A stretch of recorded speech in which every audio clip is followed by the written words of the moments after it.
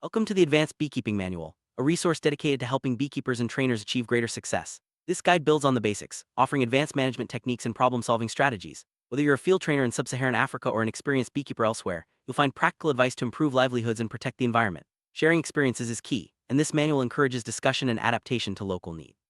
Let's explore how advanced beekeeping can make a real difference for communities and ecosystems.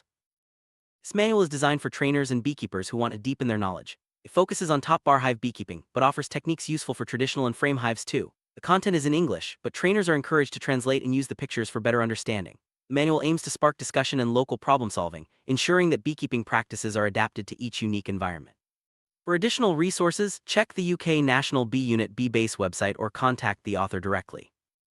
Before starting a new beekeeping project, careful planning is essential. Use decision-making tools to assess natural resources, people, and the business environment. Are there enough flowering trees for bees? Are traditional beekeepers present? Can reliable production be developed? These questions help determine if beekeeping should be included in a project. Sustainable models, access to finance and equipment, and strong group leadership are all critical for success. Only proceed when all key factors are in place to ensure a positive impact. Natural resources are the foundation of successful beekeeping. Projects should only proceed if there are enough flowering trees to support wild bee populations and provide nectar for honey production. Planting trees as part of the project can enhance long-term sustainability. Remember, honeybees are essential pollinators for many crops, and their presence benefits both agriculture and biodiversity. Protecting and enhancing natural habitats is a win-win for beekeepers and the environment. Community involvement is crucial for beekeeping success. Are there traditional beekeepers in the area? Can new producers scale up without harming existing livelihoods? Training, access to technology, and willingness to adopt new methods all play a role. Projects should foster collaboration and ensure that everyone benefits fairly. By building strong producer groups and supporting local knowledge, beekeeping can become a sustainable source of income and community development.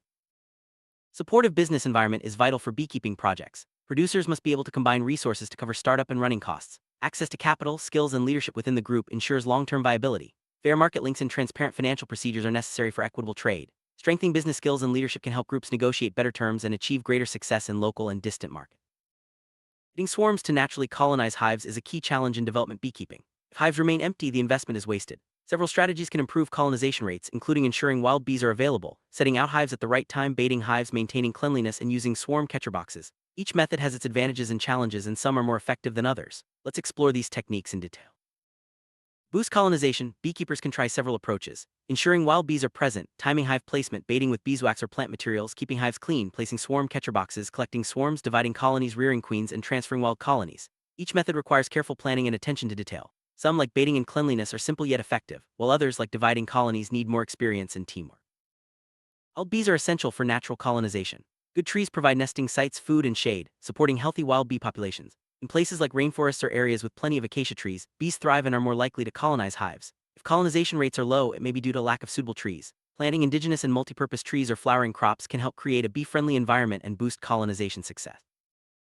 Healthy landscapes with plenty of trees are vital for bees. Degraded areas with few trees cannot support strong bee populations. Planting indigenous trees and flowering crops not only helps bees but also benefits the wider ecosystem. Trees provide food, nesting sites, and shade, making them a cornerstone of successful beekeeping. By investing in tree planting, beekeepers can ensure a steady supply of wild bees for colonization. Setting out hives at the right time of year is crucial for catching swarms. Local knowledge is invaluable. Talk to experienced beekeepers to learn the best times for colonization in your area. Swarming seasons vary, and placing hives when bees are most likely to swarm increases the chances of success. Proper timing ensures that investments in hives are maximized and that beekeepers can make the most of natural bee behavior. Eating hives with beeswax is one of the most effective ways to attract swarms. Bees are drawn to the scent of wax, so applying it inside the hive and at the entrance can make a big difference. Other materials like lemongrass, local wine, or propolis may also help. However, avoid using honey as bees will take it but not stay. Clean, well-baited hives are much more likely to be colonized quickly. Propolis collected from the hive is another attractive bait for bees. Rubbing it around the hive entrance can help lure swarms. Some plant materials like lemongrass or banana skins have also been used with success. Experiment with local resources to find what works best in your area. Remember, the goal is to make the hive more appealing than natural alternatives, increasing the chances of colonization. Cleanliness is crucial for attracting bees. Bees are very particular about their homes and will not move into a hive that is dirty, leaking, or infested with pests. If a hive remains empty after the swarming season, clean it thoroughly, sterilize it over a fire, and add fresh bait. Attention to detail in hive maintenance can make all the difference in colonization rates and long-term hive health. Swarm catcher boxes are small, portable hives placed in migration routes or areas popular with swarms. Once colonized, the box can be brought back to the apiary and the bees transferred to a larger hive. It's important to move the new hive to its final position as bees remember their home location. If relocating bees, always move them more than 3 kilometers to prevent them from returning to their original site.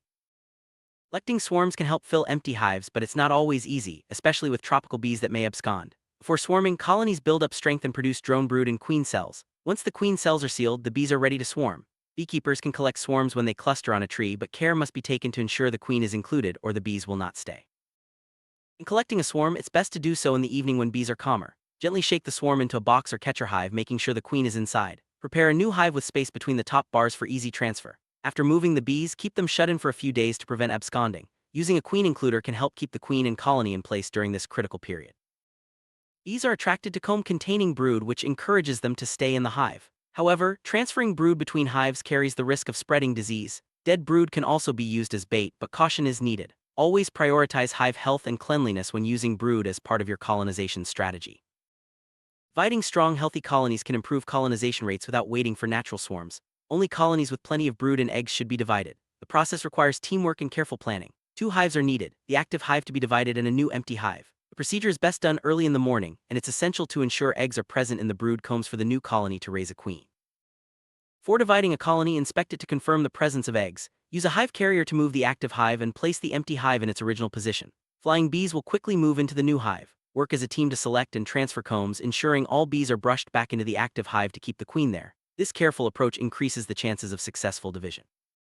Transfer at least 6 of the best brood combs from the active hive to the new hive, making sure all bees are brushed back into the original hive. Place brood combs next to each other in the new hive, and ensure eggs are present so the colony can raise a new queen. Replace removed combs with new top bars primed with wax to encourage proper comb building.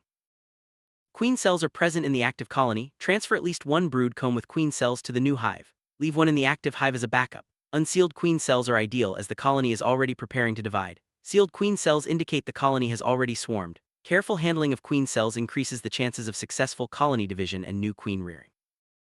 After transferring combs, fill empty spaces with new top bars and replace the lids. Hang the active hive in its new position and check after a few weeks to ensure the new queen is laying eggs. Dividing colonies carries some risk, so only attempt it if you have enough colonies and are willing to accept potential losses. Careful preparation and teamwork are key to success.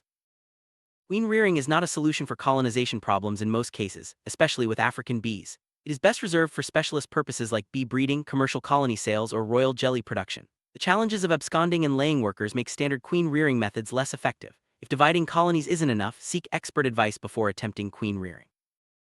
Transferring colonies from traditional or wild hives is often unsuccessful due to the risk of losing the queen or bees absconding.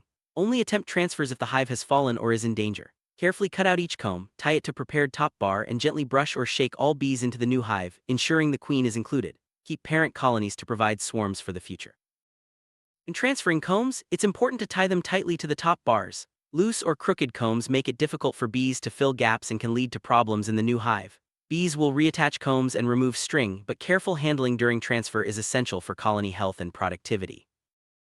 No trees, no bees, no honey, no money. The best honey comes from a diversity of indigenous forest trees. Trees like Brachystegia combretum and Julbernatia provide excellent nectar, producing high-quality honey. Protecting and planting these trees is essential for sustainable beekeeping and honey production.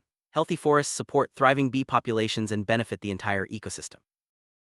African honey bees are not usually fed sugar, so it's vital to have nectar-bearing flowers available year-round. Multipurpose trees like mango, pigeon pea, acacia, and Faderbia albida provide food, firewood, and soil improvement, as well as nectar for bees. Selecting trees that flower at different times ensures bees have food during dearth periods, reducing absconding and supporting healthy colonies. Eucalyptus and citrus trees are excellent nectar sources, but eucalypts should not be planted near other crops as they can reduce yields. Ornamental and live fencing trees like bottlebrush and Lucina leucosfala can be used to screen apiaries and provide additional nectar and pollen. These trees make it easier to keep bees near the homestead and support year-round honey production. Special trees like Moringa oleifera, macadamia nut, and Jatropha curcas are excellent bee forage options. These trees offer multiple benefits including food, medicine, fuel, and cash crops. Check if these species grow in your area and consider planting them to enhance bee forage and diversify farm income. Healthy, diverse plantings support strong bee populations and sustainable beekeeping. Don't overlook small flowers and food crops as valuable bee forage. Plants like Bidens pilosa and fuchsia provide nectar during dearth periods and can reduce absconding. Many nectar-bearing plants are also important food and cash crops such as avocado, coffee, cotton, guava, mango, pawpaw, pumpkin, and sunflower. Bee pollination improves yields and quality, benefiting both beekeepers and farmers.